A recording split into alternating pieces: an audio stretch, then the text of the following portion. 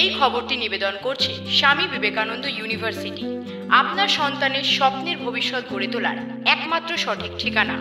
শ্যামনগরে দখল হওয়া cotton mill কোর্টের অর্ডারে দখল মুক্ত করতে এসে শ্রমিক ও তৃণমূল কংগ্রেসের কর্মীদের বাধার মুখে পড়ল পুলিশ।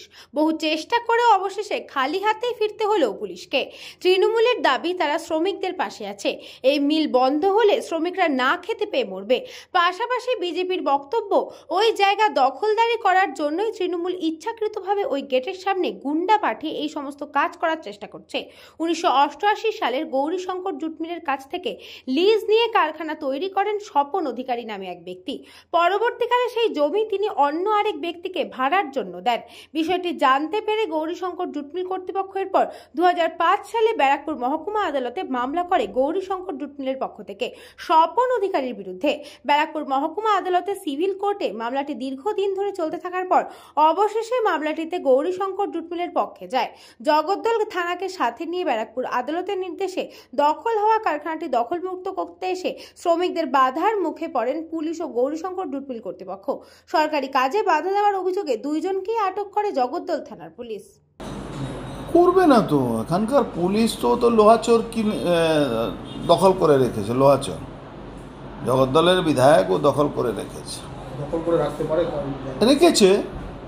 আজকে কোর্ট অর্ডার পরেও তো ছাড়াতে পারেনি পুলিশ। ওদের প্রত্যক্ষভাবে ওদের সঙ্গে হেল্প করে ওটাকে আটকে রেখেছে। আমি তো বলবো এরা হাইকোর্টে গিয়ে অর্ডার করানো, এই তো কন্টেম্প অফ কোর্ট করা দরকার ছিল।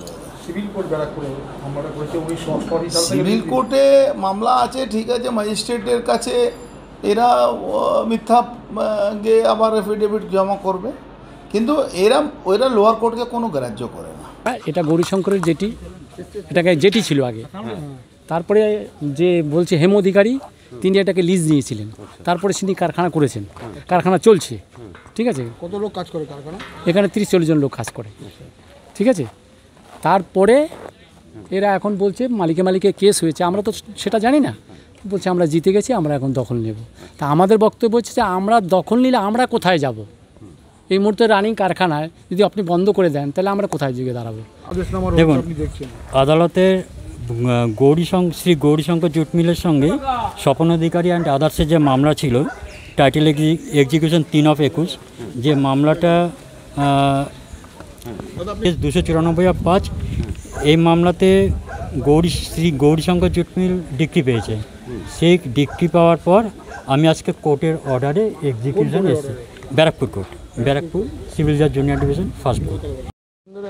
আমার জন্মের পর থেকে এখানে দেখতে পাচ্ছি এখানে একটা কারখানা চলতো, তো এই কারখানাটা চলছে দীর্ঘদিন ধরে। এবং আজকে আমার কাছে খবর আসলো যে এখানে ওটা উচ্ছেদের ব্যাপার বা কিছু আছে। গরিব মানুষরা যারা এখানে দীর্ঘদিন ধরে কাজ করে, আমার পরিচিত অনেকেই আছেন, তাদের আত্মীয় স্বজনরা আছেন, তারা আমাকে বলাতে আমি এখানে এলাম, যাতে এটা উচ্ছেদ না হয়। কারোর পেটে লাথি মারাটা তো একদমই ঠিক না, কারণ আমরা কাউকে ভাত যখন দিতে পারছি না, তো তার অধিকারটা বা রোজগারের ব্যাপারটা কেড়ে নেওয়া ঠিক না। এই জন্যই আমরা এখানে এসেছি প্রতিবাদ জানাতে। ব্যুরো রিপোর্ট, নিউজ পঙ্গো time. St. Augustine's Day School, Barakpur. Success for every child. Admission open 2026 to 2027. Contact number 900793 4555.